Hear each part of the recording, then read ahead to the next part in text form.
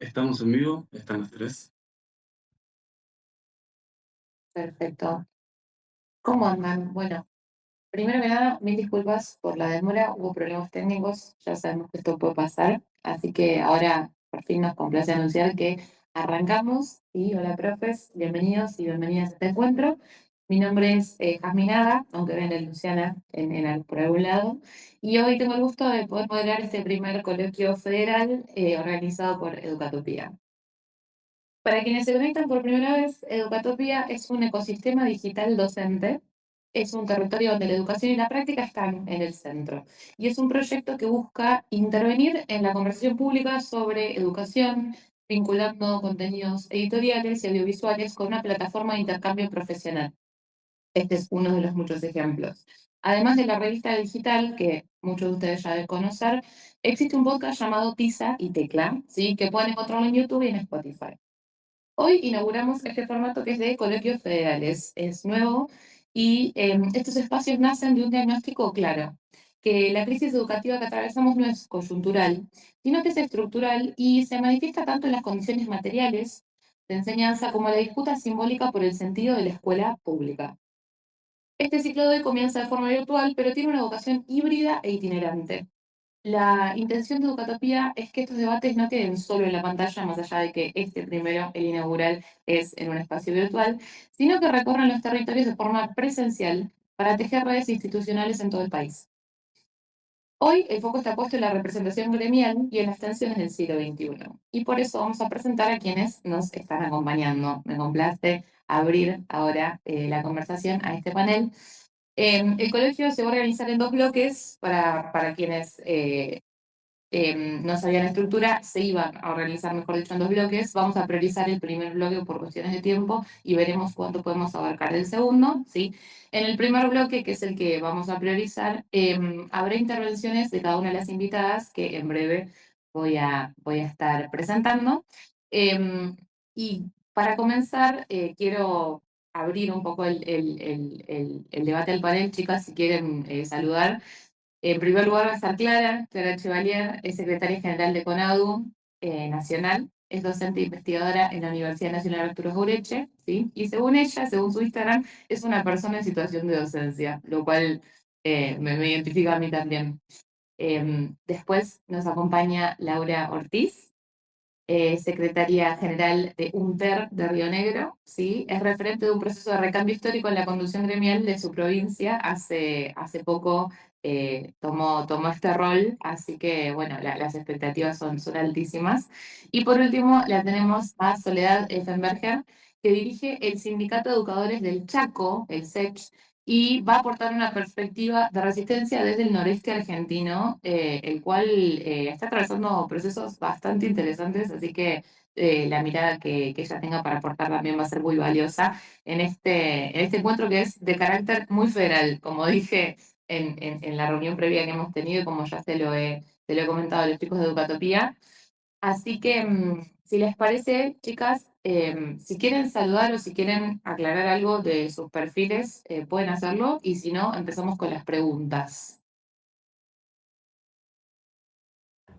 Por mi parte, empecemos. Bueno, perfecto, listo. Bueno, chicas, hay varias preguntas que queremos hacerles, pero voy a empezar yendo una por una y si les surge tomar alguna mirada, alguna perspectiva o también aportar lo que alguna colega esté diciendo, es más que bienvenido. Voy a elegir a una para que conteste, pero el resto también se puede sumar. La primera pregunta que tenemos es, ¿cuál es la situación más crítica que enfrenta el sistema educativo en sus respectivas provincias? Clara, ¿te gustaría empezar? Bueno, hola a todos, a todas, ¿cómo están? Bueno, la verdad que yo no tengo una representación en realidad nacional, así que hablaré más bien del nivel más que de la provincia.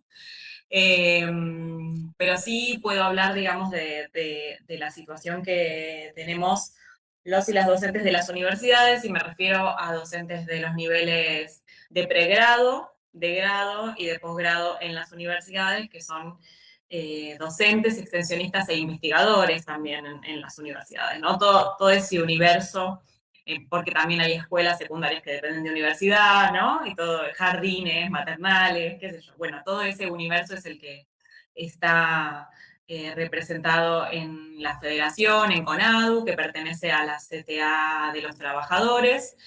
Eh, la verdad que la situación más, te mencionaría dos situaciones particularmente graves que atravesamos. Una relativa a lo salarial, que habla de una pérdida salarial que es inédita. Nunca tuvimos salarios tan bajos como los que tenemos ahora, ni siquiera en el 2001, ¿no?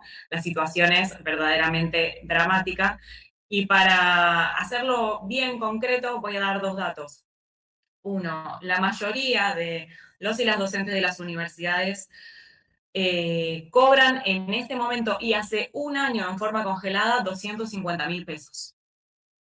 Esa es la cifra que están cobrando los y las compañeras, que cobro yo por mi trabajo en la UBA, por ejemplo, cobro menos de 250.000 porque allí la retención es mayor, así que cobro 240.000 pesos. Luego, voy a dar otro número bien concreto, que es que desde que el gobierno de Milei asumió, nos lleva comido 7 salarios. Hay 7 salarios que no nos pagó por toda la pérdida salarial que hubo en este tiempo. Eso respecto de la situación salarial, que vuelvo a decir, tiene una gravedad tal que no podría no mencionarla, ¿no?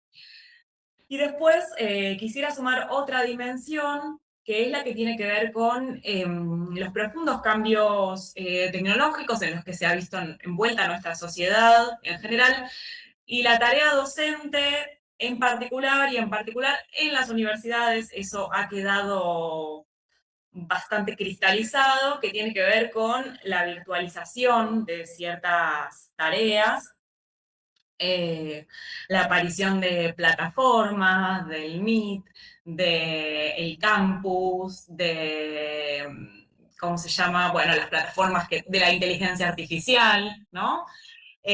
Todas plataformas que, salvo algunas, dependen de grandes conglomerados tecnológicos que implican un cambio en las condiciones en las que se desempeña la tarea docente, un cambio que se ha dado en forma desigual en el sistema universitario, que afecta nuestras condiciones, que también afecta lo pedagógico. El proyecto de universidad se ve profundamente atravesado por una desterritorialización, una pregunta sobre qué es la universidad, ¿no? En el ámbito virtual, cómo se virtualizan las instituciones, ¿no? ¿Qué pasa con eso?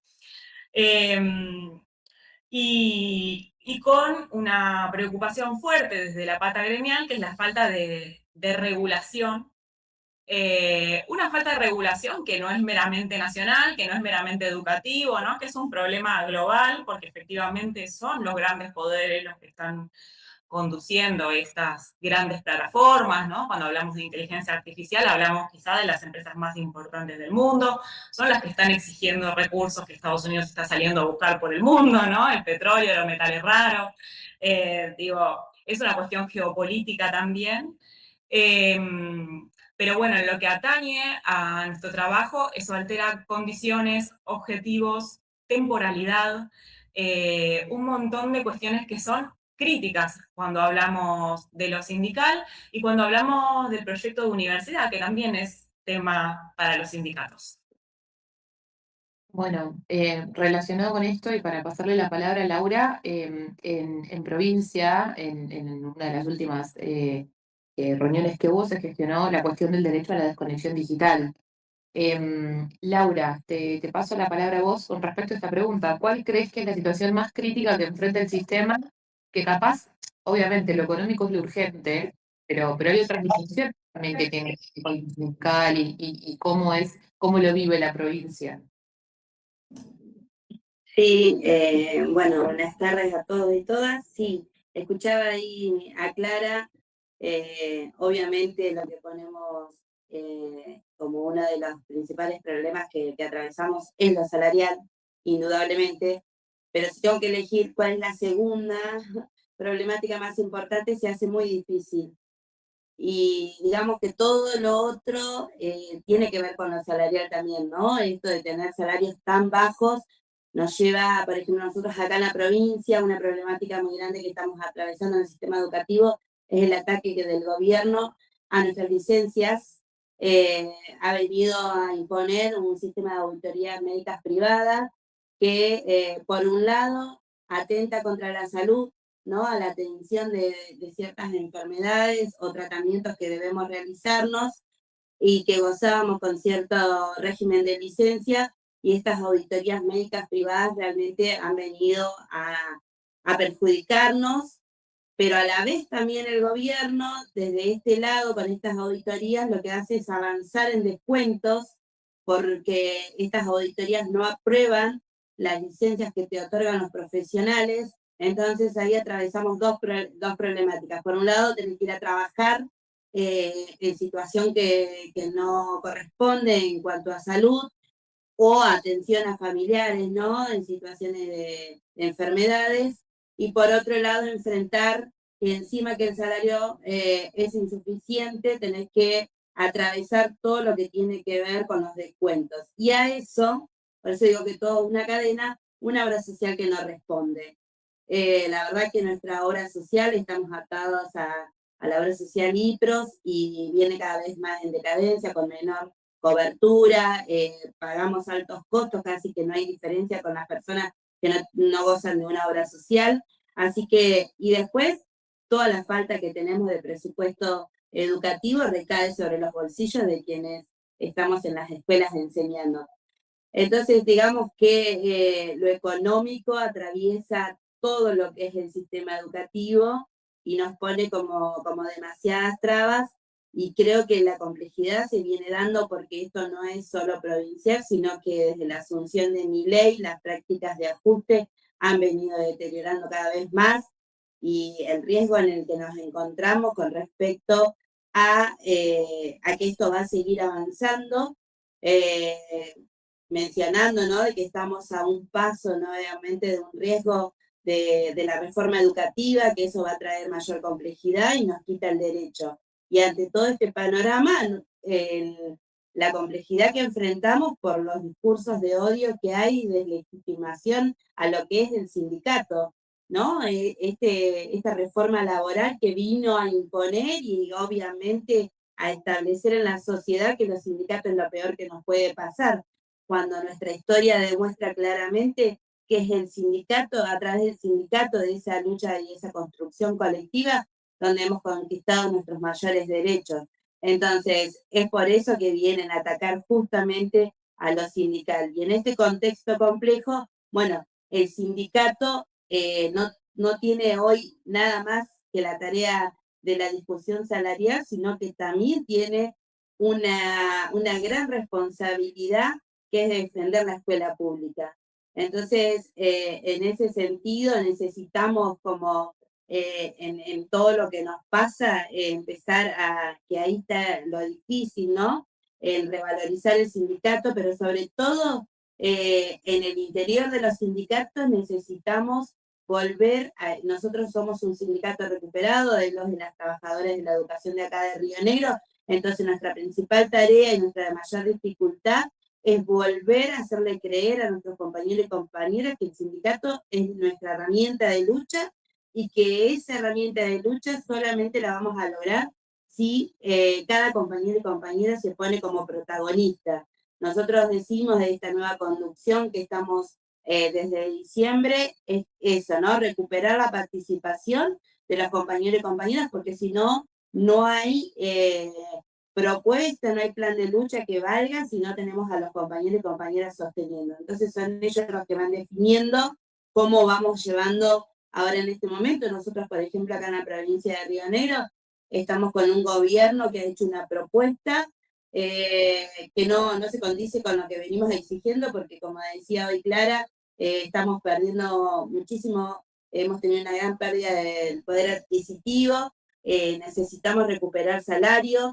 Sabemos, y ha sido de público conocimiento, lo que ha sucedido a nivel nacional con respecto a las cifras mentirosas en relación a la inflación, y eso no es, lo veníamos denunciando, solo que ahora saltó, y esa es la realidad. La realidad nosotros la teníamos todos los días cuando vas al supermercado, vos tenés que pagar el impuesto, vos tenés que pagar el alquiler. Bueno, y esa realidad hoy se cayó, esa falsa realidad que muestra el gobierno nacional y provincial. Y bueno, la verdad que estamos tratando de organizarnos, de organizar a los compañeros y compañeras. Somos un sindicato que apostamos a que las decisiones se toman en asambleas y congresos. Necesitamos que el gobierno nos escuche. Nosotros hoy en Río Negro estamos percibiendo el mismo salario que percibíamos en septiembre 2025. No hemos tenido ningún tipo de modificación. Y tampoco podemos decir que en septiembre de 2025 teníamos un salario acorde a la necesidad que teníamos en ese momento del año. Entonces, tenemos cientos y cientos de compañeros debajo de la línea de pobreza. Así que bueno, la verdad que es una tarea difícil que tenemos de los sindicatos. Primero, darle nuevamente el valor que tienen, desde este lado que decía hace un momento, que es que todo se ha conseguido a través de la organización y la participación. Y bueno, acá estamos trabajando en función de eso. Totalmente de acuerdo con todo lo que estás planteando y es cierto que la variable económica nos atraviesa, pero bueno, también hay un montón de otras aristas que se abren, cómo en comunidad tenemos que hacerle frente a esto, sobre todo a la futura reforma de la que vamos a hablar en breve, pero primero quiero saber, Soledad, cuál es tu respuesta al respecto. Te recuerdo la pregunta y la combino con otra pregunta. La pregunta es, bueno, ¿cuál es la situación más crítica que enfrenta el sistema educativo en tu provincia? Pero a su vez me interesa saber si tienen una agenda en el sindicalismo provincial que tiene que ver con estas problemáticas que surgen de lo económico y de, bueno, algunas otras. ¿Cuál es la situación en el noreste argentino? Muteada, Soledad, por si acaso te aviso, no se escucha. Perdón. Bueno, buenas tardes a todos y a todas. Yo creo que hay algo muy, muy central que no podemos salir de un tema que siempre lo digo. La primera condición que tenemos las y los trabajadores es tener un salario digno para poder llevar a trabajar o donde fuera que nosotros como docentes ejerzamos nuestra profesión es tener un salario digno. No podemos partir de ahí. Eso es central en todas las provincias. Y no es porque estemos acá en el norte, estamos mejor que el del sur, no del sur, porque siempre hablamos, nosotros tenemos que partir por algo. Los docentes de la República Argentina tenemos que entender que a lo largo y a lo ancho de la provincia los salarios son de pobreza. No hay una provincia donde los salarios le ganen a la línea de la pobreza. Con una inflación mentirosa, que bien lo decía mi compañera que recién me antecedió la palabra, con unos datos del INDEC netamente desactualizados, y cuando quisieron actualizar, obviamente sacaron al secretario, ¿se acuerdan? Hace unos días atrás que renunció para no dar los datos reales de bueno, ¿por qué nosotros hacemos hincapié? Para que tengan una idea, en Chaco nosotros nos pasó esto en el 2019 donde se degradaba el salario y teníamos salarios de hambre con la quita. Fíjense lo importante de tener una paritaria nacional marcada y definida, porque si no después cada provincia hace lo que quiere en su provincia, de acuerdo también a cómo uno como sindicato o docente se permite muchas veces, ¿no? De acuerdo a las luchas. Teníamos, bueno, vuelvo, salario de pobreza, 2018-2019, sale toda la docencia, tomamos todas las rutas habidas por haber, una lucha muy masiva y se logra la famosa llamada cláusula gatillo trimestral, que era lo que nosotros teníamos y nos permitía actualizar cada 3 meses automáticamente nuestro salario. Lo hemos cobrado por 7 años consecutivos.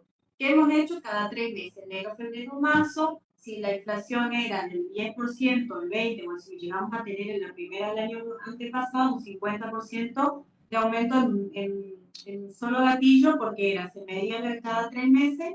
Si la inflación daba 25, al mes siguiente vos cobrabas 25,3. Depende cómo da. Inclusive nosotros como sindicato la peleábamos en nuestra provincia y decíamos, no, los datos del INDEC eran un poquito más bajos a lo que daba a todo lo que era el NOA y el NEA, ¿no? Entonces nosotros peleábamos por esto. Bueno, no solamente no podemos pelear ni lo que mide el NOA y el NEA, ni lo del nacional, porque el año pasado, en el primer trimestre, fue la última vez que hemos cobrado la cláusula de gatillo y de ahí venimos perdiendo un 30% estimativo hoy del salario, con un 3% irrisorio que ofrece ahora para el inicio de clase. Pero la cláusula, dice, discúlpame, ¿qué pasó? El El gobernador. gobernador decidió no pagarla más.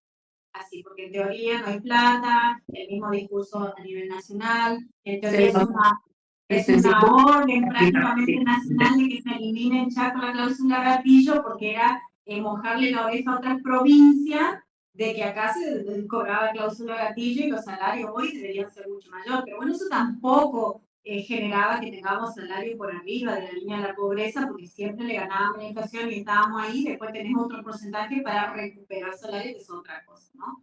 Pero nosotros, si lo remitimos a lo que pasa hoy en la provincia, hoy viendo, decía la compañera, el tema de las licencias, hacer creer a la sociedad que el problema de la caja de la provincia es por culpa de las licencias que sacan los docentes, cuando es un derecho adquirido y siempre hemos tenido un derecho a sacar la licencia, teníamos derecho a enfermarnos, tenemos derecho a determinadas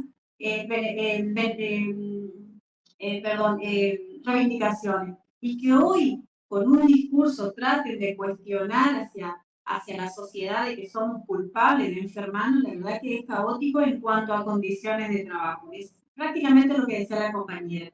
Y si ustedes habrán visto ayer, en el inicio de la sesión, como el gobernador no pudo hacer una propuesta el domingo de cuánto es el monto que va a destinar a la educación, qué se va a hacer en salud, o ningún estamento atacó a los gremios, los sindicatos.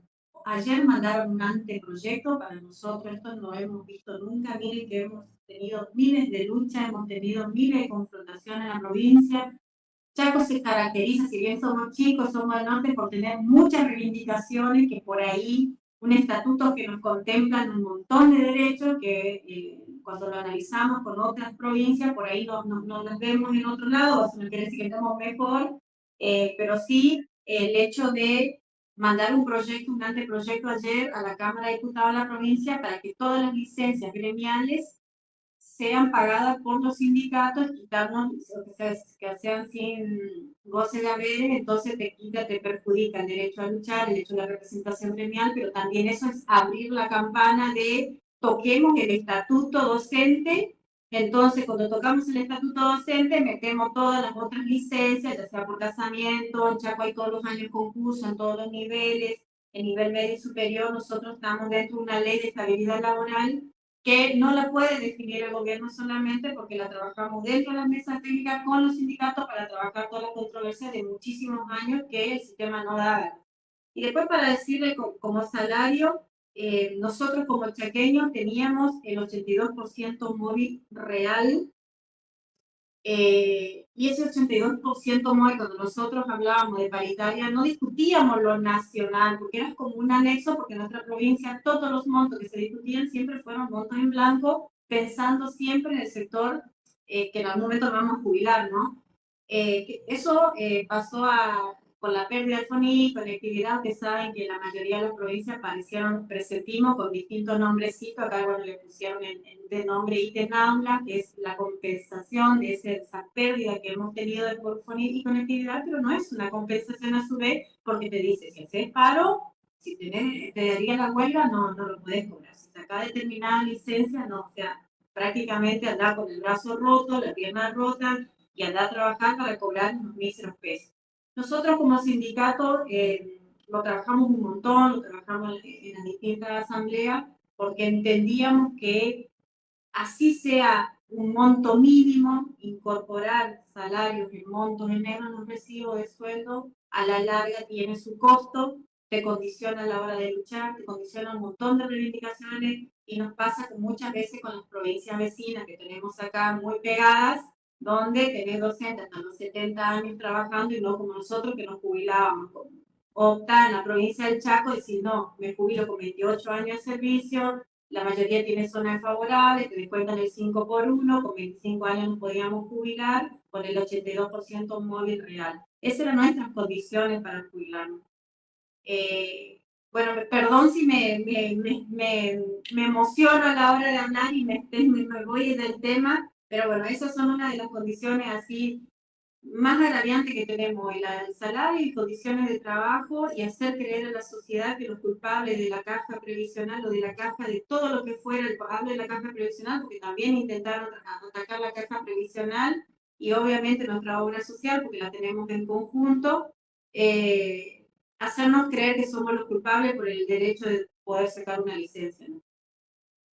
Sí, creo que hay como una estrategia que caló hondo de una demonización de los docentes en lo social que valida toda la violencia que se está ejerciendo sobre nosotros, desde la participación gremial hasta igual la figura del docente en líneas generales. Y esto también me da pie a la siguiente pregunta, que es cómo impacta, pero no solo el contexto económico, sino justamente este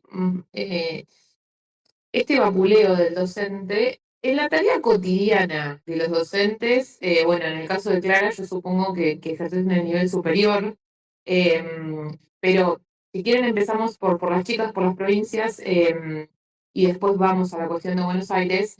¿Cómo, cómo desde el gremio, capaz que les han llegado algún tipo de reclamo o de preocupación, de problemática que tiene que ver con este estereotipo adrede, hecho del docente que no le pone ganas, vago, bla, bla, bla, que nos atraviesa desde lo cotidiano, eso sumado al factor económico? O sea, ¿cómo ven a sus compañeros en lo cotidiano? ¿Qué ven que es lo que afecta?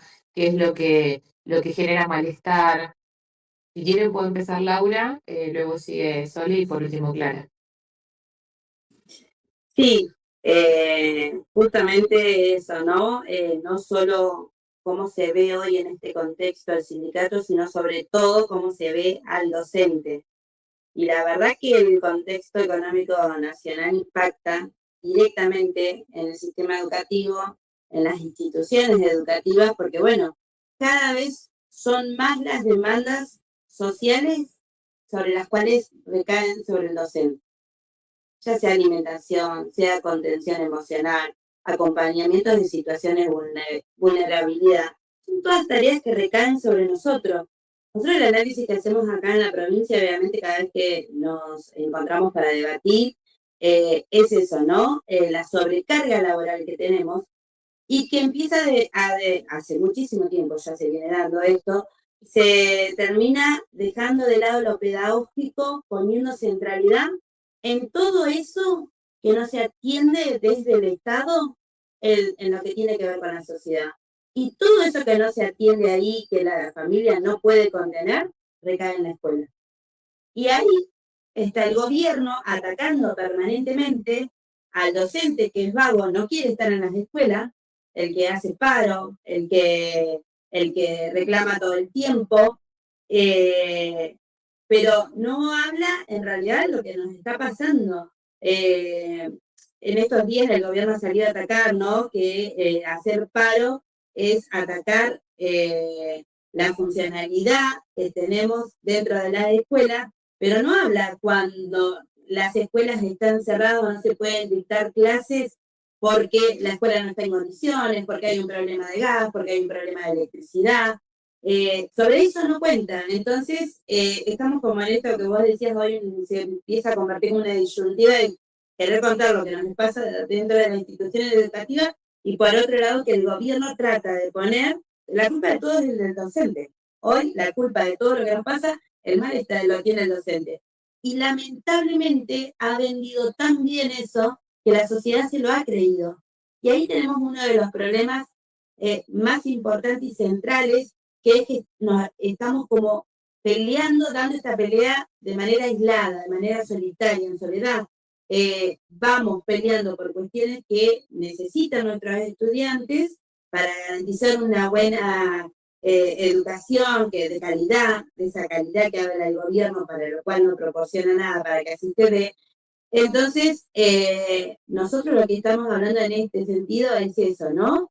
En este contexto necesitamos visibilizar lo que realmente está sucediendo, tirar abajo todas las mentiras del gobierno provincial y del gobierno nacional, porque también está en la misma línea, para que las familias, para que las comunidades educativas, para poder articular con otras organizaciones también, porque digamos que acá lo que se está violando es un derecho social que tenemos. Y ahí no somos los docentes que tenemos que salir a pelearla sola.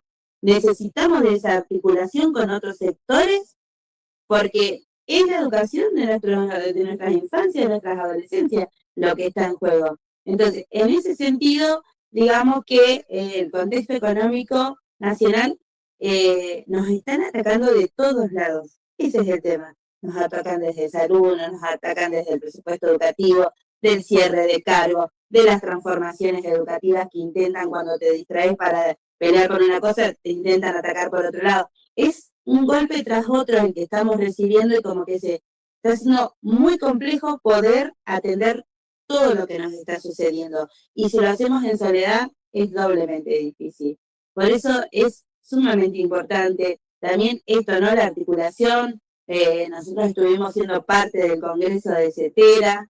Creo que ahí hay una gran responsabilidad de lo que le está pasando a los sindicatos y es la falta de responsabilidad que tienen las centrales sindicales de ponerse al frente de todas estas demandas que tenemos. En el discurso no cuentan otra realidad que no sea la que estamos contando nosotras acá, es la misma realidad la que denuncian públicamente, pero lamentablemente no se condice lo que dicen con lo que están haciendo. Necesitamos urgente una articulación, porque como decíamos, esta situación es la misma a lo largo y a lo ancho del país. Y como se los dije en el Congreso de CETERA, esta no es una pelea que podemos dar solo de manera aislada en las provincias. Necesitamos que CETERA articule todo lo que nos está pasando para salir a denunciar y estar en las calles. Porque sabemos que nuestras grandes conquistas han sido en la calle. Sí, totalmente de acuerdo, sobre todo con la cuestión de la articulación. Sole, para también un poco aportar sobre lo que dijo Laura, y capaz que no sea exactamente la misma pregunta, ya algo has hablado de la cuestión de la cotidianidad de tus colegas y de, bueno, por ejemplo, cómo se ve el impacto en salud y en la posible jubilación. ¿Cómo te parece que esta cotidianidad se va a ver también atravesada? Y acá abro el micrófono también para todas, y si quieren intervenir y que es un intercambio, será más que bienvenido.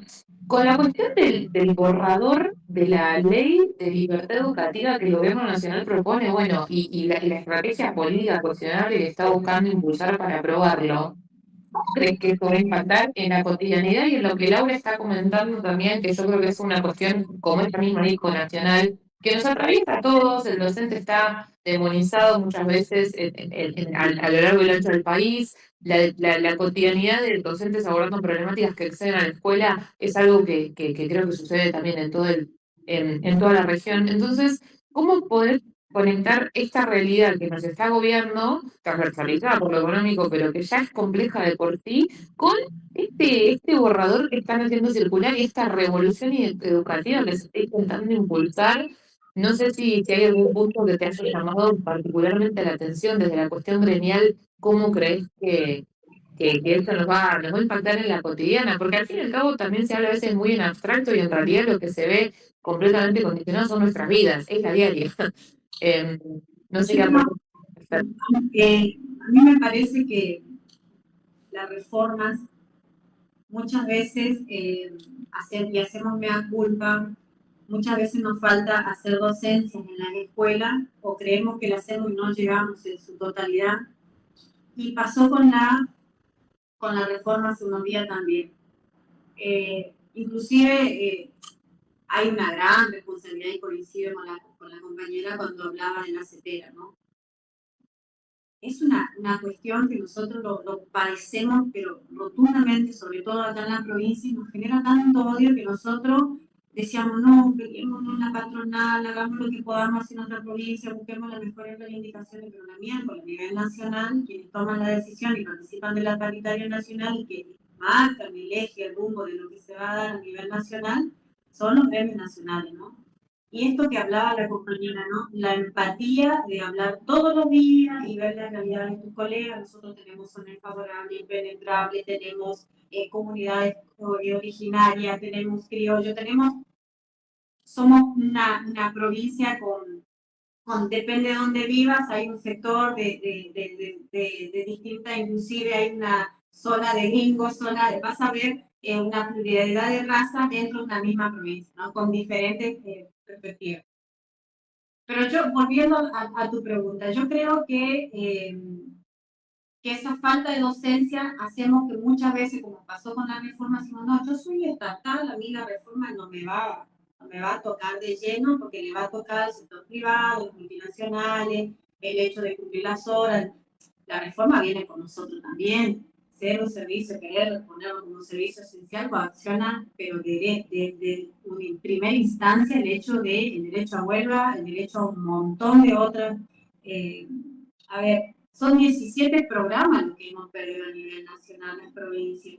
No solamente conectividad, nosotros hablamos por ahí lo que impactaba en nuestro salario, pero no hablamos de infraestructura, no hablamos de el derecho a la conectividad, que puedan tener nuestros alumnos una computadora, una mochila. Nosotros justamente con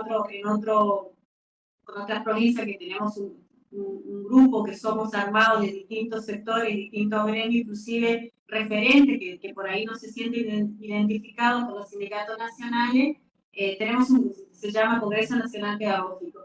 ¿Qué hablamos ahí? De una mochila tecnológica, hablamos de un plan de desendeudamiento no bancario, hablamos de un montón de cosas y del salario mínimo vital y móvil. ¿Por qué hablo del salario mínimo vital y móvil? Y esto voy a responder a lo que vos recién preguntabas.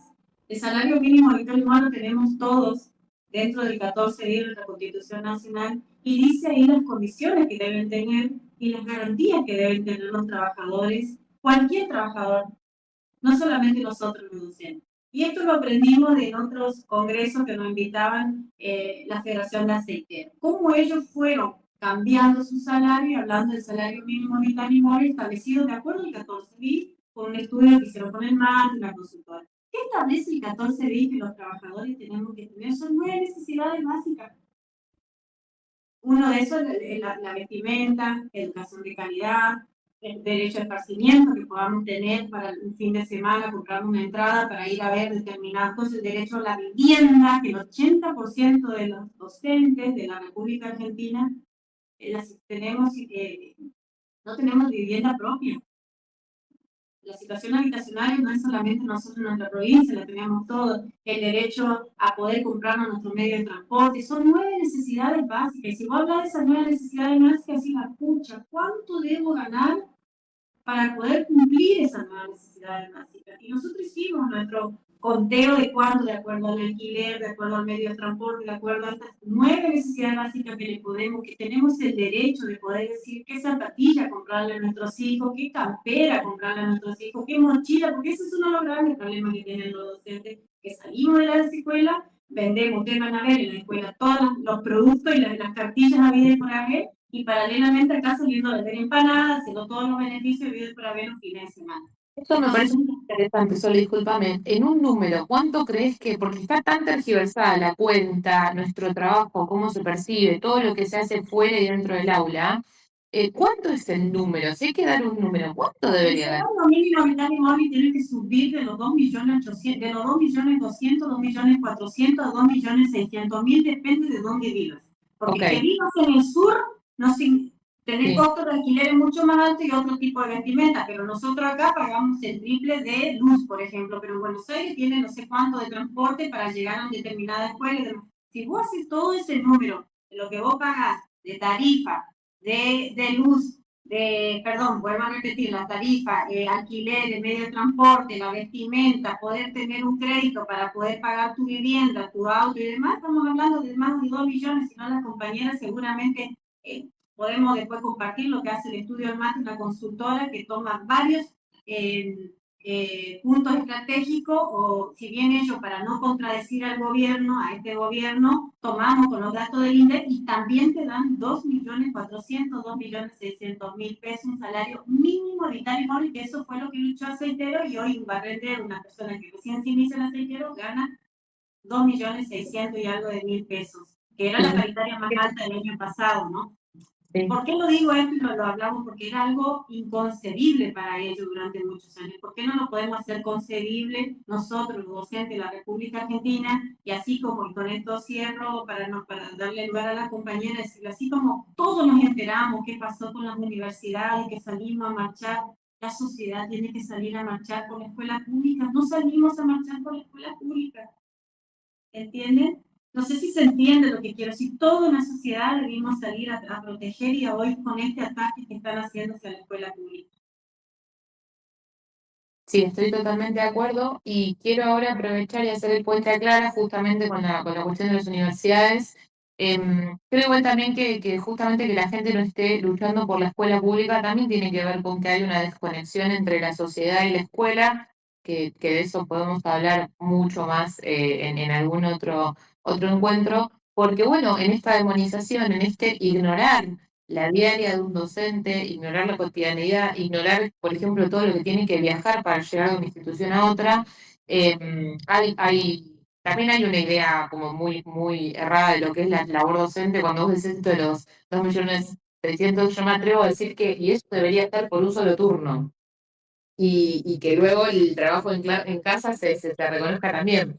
Pasando a la cuestión de las universidades, quería preguntarte, Clara, por la cuestión de cómo crees que debería, yo creo que la cuestión de las universidades, siendo yo también docente universitaria, también abrió un poco el debate a, bueno, ¿cuál es el rol sindical en las universidades? Yo creo que es súper importante, claramente.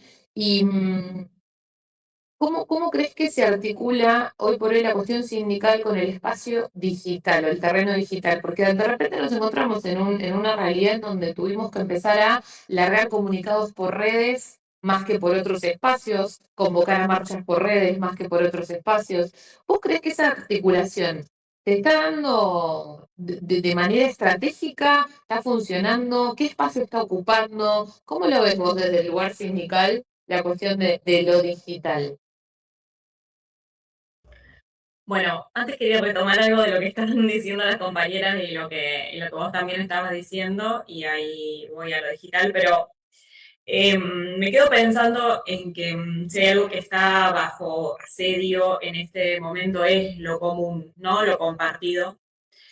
Yo creo que la universidad logró abroquelar por varios motivos seguramente, pero también porque es un espacio, una institución a la que todavía asisten todas las clases sociales, ¿no? Es una de las instituciones que creo que el neoliberalismo, así como ha tenido varias líneas de acción eficaces, ¿no? Una de ellas es la precarización laboral y cómo ha fragmentado el mundo del trabajo, y sobre eso se monta la Libertad Avanza para decir que es necesario actualizar, ¿no? La ley de contrato de trabajo, bueno, que hoy, esta reforma laboral que impulsó, que hoy reglamentó el gobierno.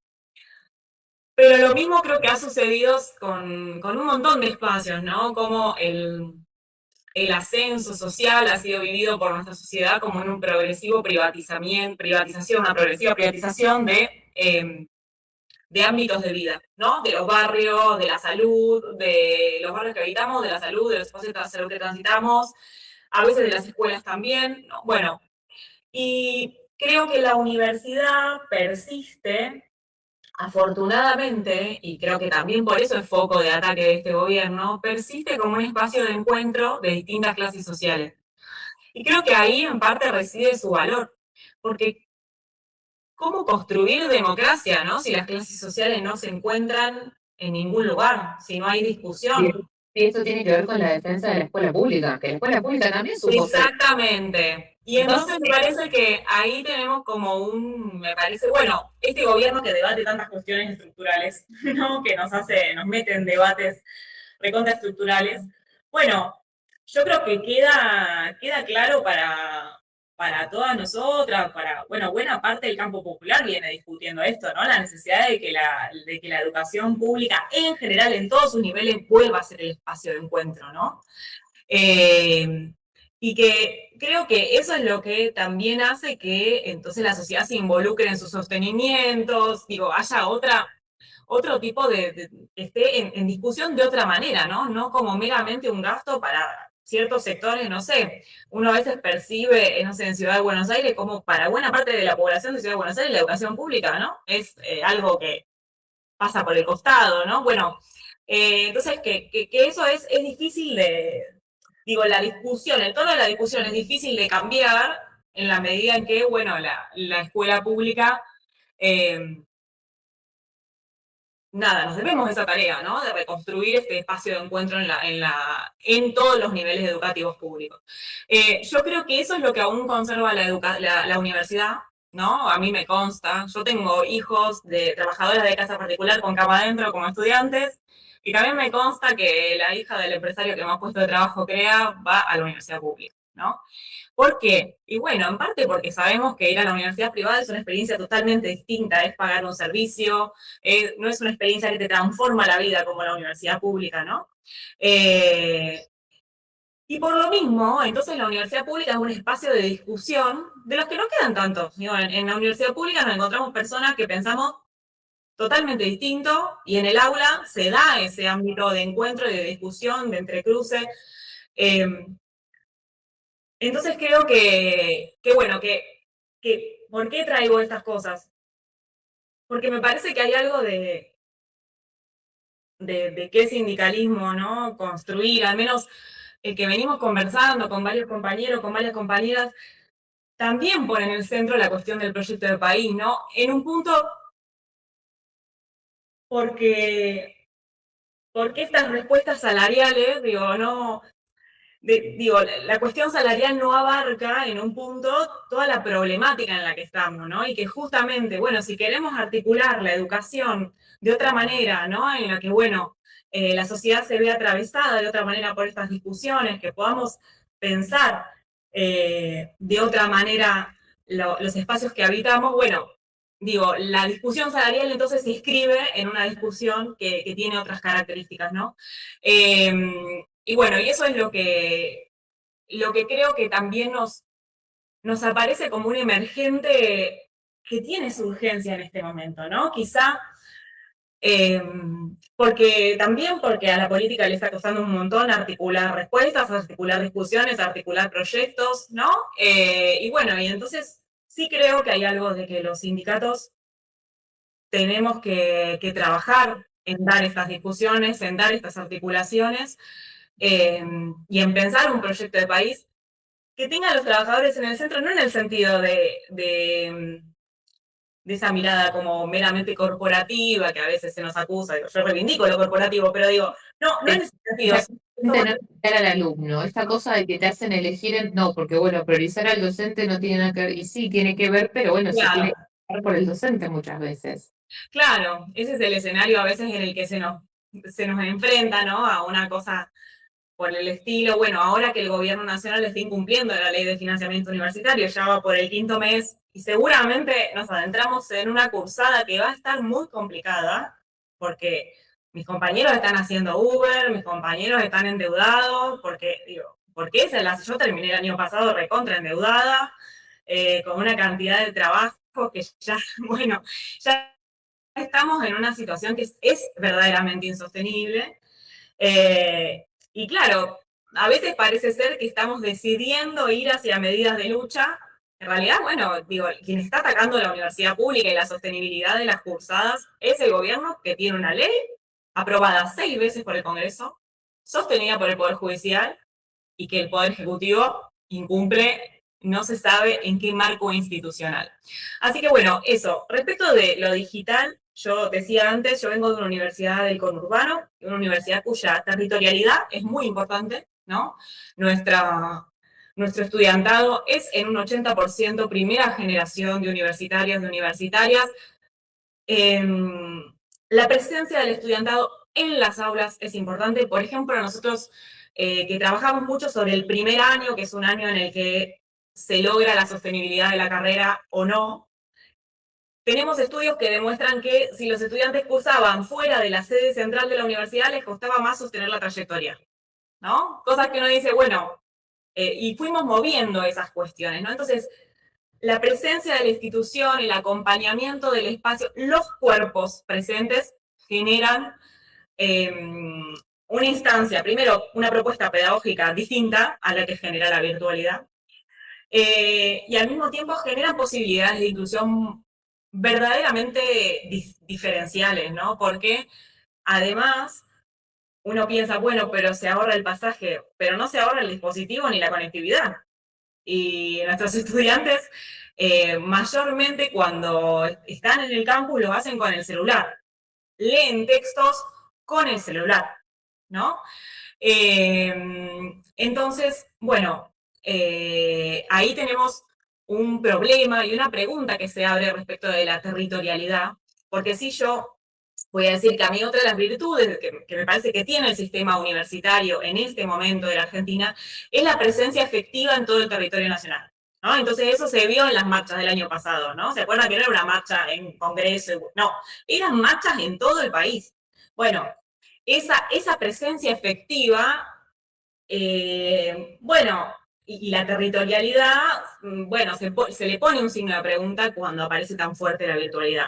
Al mismo tiempo, debemos alfabetizar, debemos trabajar la virtualidad porque es una arena laboral, porque es una arena de disputa cognitiva, y bueno, y hacia allí tenemos que ir también. Entonces, bueno, me parece que en esa tensión estamos. Me parece que lo importante es darnos discusiones, poder avanzar en regular, y en pensar de qué manera nos vamos a insertar en eso que existe y que efectivamente la universidad algo debe hacer con ello. Bueno, la pregunta es qué, cómo y con qué dispositivos. Bien, perfecto. Sí, relacionado con eso, yo tengo una mirada capaz diferente en el sentido de que creo que la territorialidad es importante, pero también creo que desatender lo digital en pos de la territorialidad y sobre todo usando la lectura de clase, a veces nos pone en un lugar que hace que perdamos foco de lo que está pasando porque justamente mucha de la disputa política se perdió en territorios digitales con clases populares. Entonces, un celular no alcanza para hacer una carrera universitaria, estoy totalmente de acuerdo, pero sí alcanza para algunos otros tipos de transformaciones estructurales que en algún punto se han llevado puesta a la universidad porque también han instalado mitos y hay muchas disputas al respecto. Y eso también igual, más allá de que la universidad y la escuela no son el mismo tipo de institución, también tiene un correlato en la escuela. Por ejemplo, estaba pensando en la cuestión de la huelga, los paros ahora justamente en este contexto en donde la UBA no va a arrancar las clases, no se inicia el cuatrimestre, muchos alumnos también quejándose de mi derecho a las clases, porque pasa esto, se habla siempre como un conflicto de derechos o qué derecho vino primero. Les quería preguntar en ese contexto, en cómo la huelga tiene un impacto enorme en lo territorial y en lo físico, porque una universidad cerrada por una huelga es una imagen fuerte, ni hablar huelga y movilización, pero ¿creen que está funcionando la medida de huelga? ¿Piensan que un paro hoy por hoy cambia el escenario, tanto en el nivel general, o en el nivel, perdón, universitario como en el nivel general? Abro para la que quiera. Laura.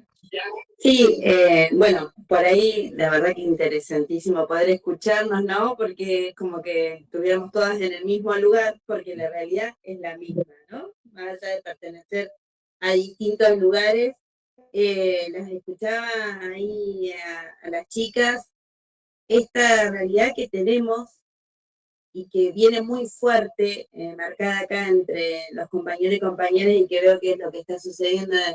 No alcanza con un turno, no alcanza con 2 turnos, salimos de ahí a laburar en lo que sea. Nosotros hoy en la provincia y desde el sindicato estamos atendiendo situaciones desde lo legal de compañeros y compañeras que cobran 0 pesos por la cantidad de préstamos que han tenido que acarrear porque no les alcanza, ¿sí? Entonces, ya sea para comer o ya sea para atender la salud. Entonces, la verdad que la situación en la que nos ha llevado el gobierno es tremenda. Entonces las escuchaba justo ahí a las compañeras y es justamente lo mismo que nos está pasando, lo mismo que nos está atravesando.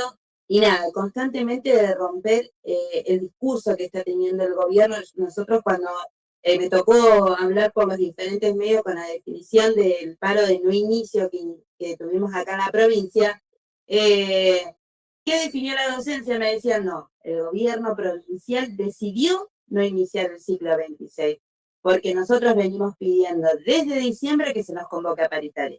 Fue el gobernador quien no quiso dar respuesta y fue quien definió que las clases no empezaran con la normalidad que debería de comenzar.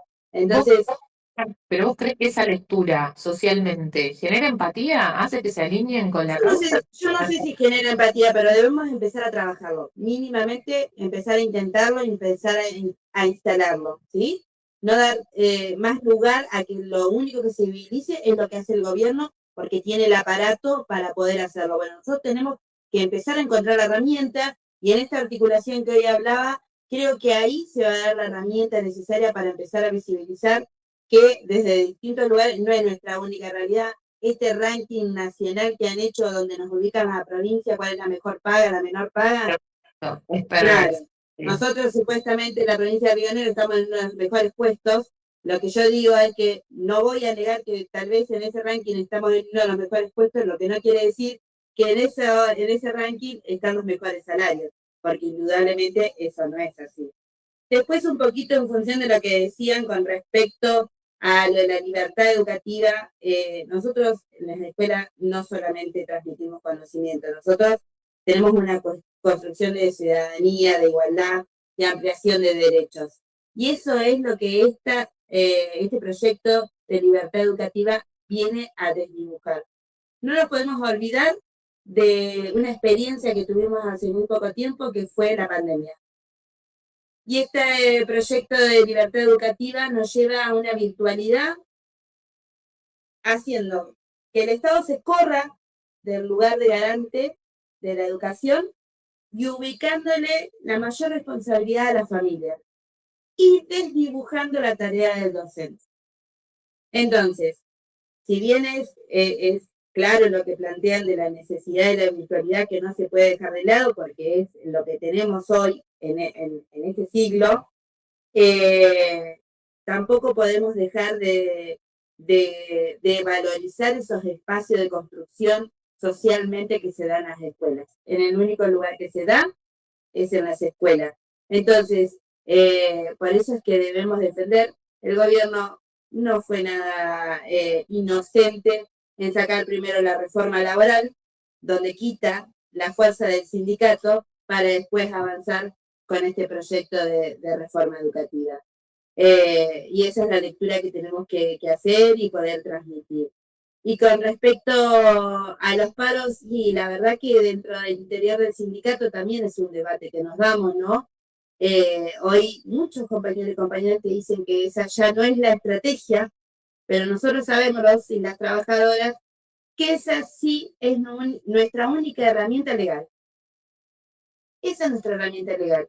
Y que todo lo que hemos conquistado, todo lo que hemos logrado ha sido a través de la huelga, de la organización colectiva y de la huelga, de estar en las calles.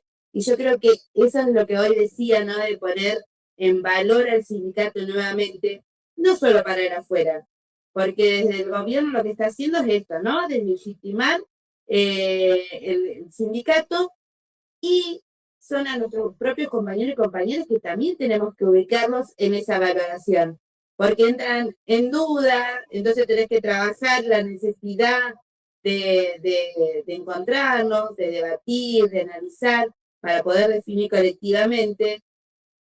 Y yo entiendo que todo esto tiene que ver porque hace un tiempo se dejó todo lo que tiene que ver con la formación sindical. Quienes han entrado último al sistema han entrado con la suerte, por decirlo de alguna manera, de gozar de muchos derechos, pero quienes estamos hace rato en el sindicato, quienes militamos y conocemos la historia, ¿no? De toda la clase trabajadora, no hablo solamente de educación, sino de toda la clase trabajadora, y que a través de la huelga se han logrado los grandes derechos que tenemos. Así que a mí me parece que pasa ahí, que el paro no es el único objetivo del sindicato, obviamente. Primero es la construcción colectiva, es el reclamo, y obviamente que cuando no alcanza el diálogo, cuando no alcanza la exigencia, indudablemente es el mismo gobierno quien te empuja a utilizar esa única herramienta legal que tenemos, que es el paro. Perfecto. Chicas, para ir redondeando, Clara y Soledad, ¿tienen algún aporte que quieran hacer sumado con esto? Porque efectividad del paro es una medida que hoy por hoy está funcionando, ¿no? Nosotros, como análisis, ¿no? Y agradezco el espacio, y agradezco a las compañeras, la verdad que nos nutrimos todos, y a veces creemos que nosotros somos, viste que vivimos al centro de cada uno y pensamos que lo nuestro es lo más caótico, y en realidad es todo caótico, y cada vez que uno escucha más se torna más caótico aún.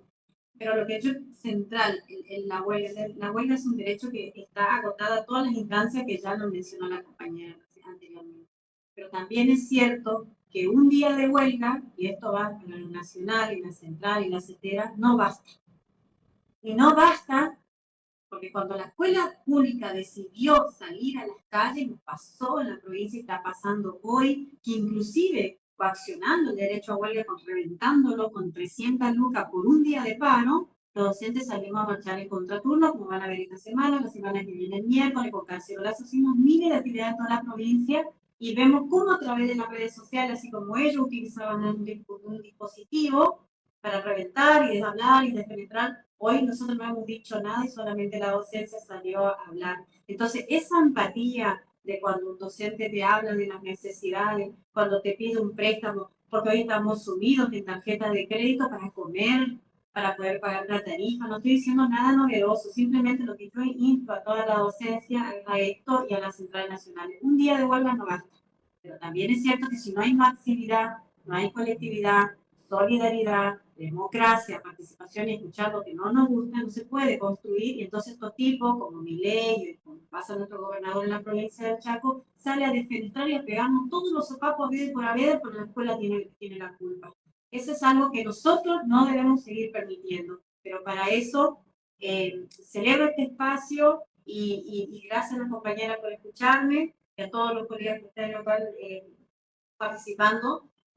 Pero bueno, sumando a todos nosotros hemos logrado algo en Chaco que es unirnos todo el arco gremial contra esto que está pasando, que nunca lo hemos visto en nuestra provincia, que es el fiel retrato del gobierno nacional. Hoy nosotros, todos los comunicados que van a ver, nosotros hacemos como arco gremial docente y nos hemos unido ante atroz avasallamiento de todos los derechos de la escuela pública no les importa, así como ningún estamento donde sea pública. Y el mundo habla de la UBA y habla de la escuela pública, y hay otros países que quieren venir, a pesar de todos los desfasajes que tenemos en nuestro país, quieren venir a formarse en esta escuela pública. Y lo digo con todo el orgullo del mundo, porque también, aparte de ser docente, aparte de haber reformulado en 24, 48 horas en pandemia, los docentes hemos sido creativos, con 1000 falencias hemos llegado a través de un dispositivo, una hojita, un papel, y hemos llegado en plena pandemia a dar clases a nuestros alumnos y hemos demostrado que la virtualidad no reemplaza lo presencial. Y eso está, si bien hay que saber trabajar y mediar, y sabemos que la tecnología está y no podemos ser obsoletos, pero también miremos lo que nos pasó, y lo habla alguien, y esto lo digo como mamá de alguien que tiene la universidad y que tiene la posibilidad de cursar medicina en la UBA en Buenos Aires, y tengo un niño de 11 años que cursa el primario, y uno nota la realidad que hay, ¿no? Y eso ya lo hablo desde lo pedagógico y todo lo que demanda y lo que, y bueno, somos plurales. Lamentablemente no todos vamos a empezar, como decimos, a veces en la escuela pública van todos a formarse porque lo entienden después de que terminan siendo profesionales. Muchos entendieron, mira lo bueno que era, qué grandiosa que soy hoy en la escuela pública, y salen ya profesionales a defender la escuela pública. Cuando son alumnos, a veces, muchas veces hay otras cabezas, pero bueno, simplemente eso. Muchísimas gracias por el espacio. Bueno, Clara, ¿algo más que quieras aportar en relación con la última pregunta o alguna reflexión para cerrar? Sí, la verdad que creo que es un debate importante o una conversación lo que nos estamos dando en todos lados respecto de las medidas de fuerza, sobre cómo construirlas, cómo no es fácil construir oposición a este gobierno que verdaderamente va pateando los escenarios y los tableros de una manera por ahí difícil de prever con las herramientas tradicionales de lectura de escenarios. Así que bueno, efectivamente es una discusión que tenemos, porque justamente lo que uno busca con la medida de fuerza es diseñarla en la medida en que permita articular, que permita cuidar a los compañeros y las compañeras, y que permita dar un golpe fuerte para poder avanzar en las mejoras de la situación de nuestros representados y representadas. La verdad que en ese sentido hay que decir varias cosas. La primera es: el paro es la herramienta histórica de la clase trabajadora. Ningún derecho, nada se conquistó conversando amablemente con las patronales. Esto es así. Quienes estamos en los sindicatos sabemos, podemos tener digo, buenos vínculos, después la paritaria es una discusión, y es así, digamos, no hay mucha otra manera. Eso no quiere decir que nos estemos llevando como perros y gatos, pero sí que es una discusión. Y para eso hay que acumular fuerza, y bueno, y las medidas tienen ese sentido. Entonces el paro es una herramienta, es la herramienta histórica de la clase trabajadora y no va a dejar de serlo. Ahora, también creo que, bueno, vos hablabas, Jazmín, de las nuevas subjetividades o de la forma en la que la subjetividad se ve construida, atravesada desde la digitalidad, y me parece que esas nuevas subjetividades efectivamente nos plantean un desafío a la hora de, bueno, cómo interpelar, cómo construir. Y yo creo, y sí voy a cerrar medio con una apuesta, con una idea que venimos discutiendo y conversando, que tiene que ver con que yo creo que hay algo muy dañino de la lógica del algoritmo llevada a la política y a la acción colectiva, en la medida en que voy a dar un ejemplo con mi mundo, ¿no? Con la universidad. ¿Se acuerdan la primera gran marcha que le hicimos a este gobierno el 23 de abril? Esa primera gran marcha fue una marcha inédita. No hubo en el país otra marcha de esa dimensión desde la vuelta de la democracia hasta hoy. Uno diría, qué bueno, listo, vamos para adelante. Resultó al contrario, un problema porque, claro, después era difícil poder batir ese número. Entonces, hay una cuestión como numérica en juego, en la perspectiva o en las expectativas desde las que se construyen las medidas, que genera como una incapacidad de compartir la experiencia común de estar juntos haciendo algo en la calle, de estar juntos, ¿no? Y estar como midiéndola desde una lógica algorítmica. Eso es, digo, frustración asegurada, ¿no? Hicimos la marcha más grande de la historia y sin embargo, eso nos llenó de frustración después y nos paralizó, ¿no? Por supuesto hicimos otra cosa, pero digo, esa discusión estuvo, ¿no? ¿Cómo vamos a hacer otra cosa? ¿No vamos a poder? ¿No? Bueno, entonces me parece que no es tiempo de medir desde esa dimensión, desde esa perspectiva las acciones. Me parece que es tiempo de cierto arrojo, de cierta valentía, de una construcción un poco más artesanal, quizá, que nos tenemos que dar justamente porque de esa construcción artesanal, en el uno a uno, poniendo el cuerpo, encontrándonos, depende también que podamos disputar un poco las subjetividades a la construcción que se hace de la digitalidad. Yo creo que la digitalidad es un espacio en el que tenemos que disputar, pero sobre todo lo tenemos que disputar desde el encuentro con otros. Y me parece que tenemos que darnos ese laburo en este momento. Yo en ese sentido valoro mucho la construcción que se dio desde el Frente de Sindicatos Unidos para ir articulando una cosa contra la reforma laboral. De a poco se fue haciendo, se fue convocando, se fue inventando, fuimos charlando, discutiendo un documento en asamblea, un montón de sindicatos, una cosa rara, ¿no? Pero que yo creo que valió la pena, que fue muy valioso, que marcó una osadía, un no estar midiendo costo-beneficio, ¿no? Creo que algo de esa lógica económica del algoritmo la tenemos que poder correr de las evaluaciones que hacemos a la hora de tomar la decisión de embarcarnos en lo colectivo. Así que bueno, eso, esperando que tengamos un año de articulación, de pelea conjunta y tratar de poner un límite a este gobierno y a la vez poder discutir aquellas cosas que nosotros consideramos valiosas para un proyecto de país que valga la pena. Bueno, muchas gracias, chicas. Claro, yo sé que te tenés que retirar, así que bueno, sí. Les quiero agradecer sobre todo a las tres, a Clara, a Laura y a Soledad, obviamente al equipo que hizo esto posible también, a Educatopía. Gracias por sus aportes y a las personas que también hayan participado desde afuera viendo este primer encuentro. Así que bueno, gracias. Chicas también están invitadas a quedarse, pero bueno, si tienen otro compromiso en breve, pueden retirarse. No hay problema. De verdad, muchas gracias, no solo por su participación aquí, sino por el activismo y todo lo que hacen por fuera, en un momento en donde realmente la representación sindical Está en crisis, pero también está en transformación. Digamos que toda crisis también implica un cambio, así que me parece interesante pensarlo así. Quiero estar un poco positiva en este contexto, así que de verdad, gracias por ponerle el cuerpo a todo esto. No me extraña que somos todas mujeres, más allá de que Milton, gracias, te queremos, pero que haya también una participación femenina en el sindicalismo es algo que es súper importante. Y me parece que realmente a estos tiempos tan oscuros en donde se atacan sobre todo mujeres y minorías, la mujer trabajadora va a ser la que va a lograr dar vuelta a este cuadro y este escenario tan injusto, tan desigual y que busca también volver a injusticias fundacionales de nuestra sociedad y que también siempre han atacado a la clase trabajadora, pero encima la mujer trabajadora es generalmente la que se ve siempre como en un doble ataque, en una interseccionalidad en la violencia que sufre, que es necesario también visibilizarla, porque si no también es como que da todo lo mismo.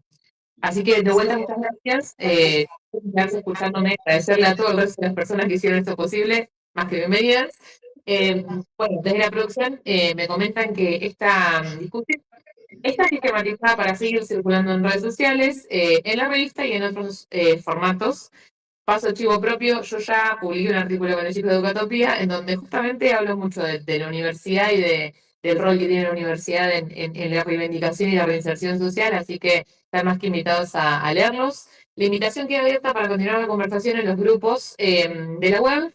Por si no saben, la web es educatopia.com.ar. Los invitamos a sumarse y aprovechar también algunos beneficios que conllevan ser suscriptor de Educatopía. Por ejemplo, descuentos en libros. Hay muchas editoriales que están ofreciendo descuentos para sus socios. Por ejemplo, contamos con ediciones Futurock, ediciones Sudestada, Prometeo, Tilde Editorial, Chirimote, Un Espacio Geográfico, Bookcassette, Maipue y Open Book, ¿sí? También queremos agradecer al equipo que estuvo en la producción y detrás de cámara, gracias Nitoy. A la gente de Nitoy voy a dar especificaciones de quiénes son y dónde están, ¿sí? Son de la Fundación San José Obrero, que nos permitió transmitir y estuvieron en los detalles para que todo salga bien. Obviamente agradecer a la producción de Educatopía y a los sindicatos que participaron, CONADU, UNTER y SECH, ¿sí? Muchísimas gracias en serio. Como proyecto independiente, este ecosistema se sostiene exclusivamente gracias a los aportes de su comunidad. Si consideran valioso jerarquizar la voz docente, este tipo de espacios, ¿sí? Pueden encontrar en la web las formas de asociarse y sostener este espacio. ¿Sí? Hay varias, dependiendo el tipo de involucramiento que cada uno quiera tener. Estén atentos a las próximas fechas porque van a haber más coloquios federales, ¿sí? Y también serán de manera presencial. En mayo vamos a estar en Bahía Blanca, por ejemplo. ¿Sí? Muchas gracias por acompañarnos y sin más, hasta la próxima. De vuelta, muchas gracias, chicas. Gracias por quedarse en en todo este cierre. ¿Sí? Un placer. Ya las estoy yendo a seguir y a seguir a los sindicatos para que también armemos estas redes digitales que realmente, por lo menos para mí, son muy, muy, muy importantes. Muchas gracias. Muchas gracias, hasta luego. Adiós. Gracias.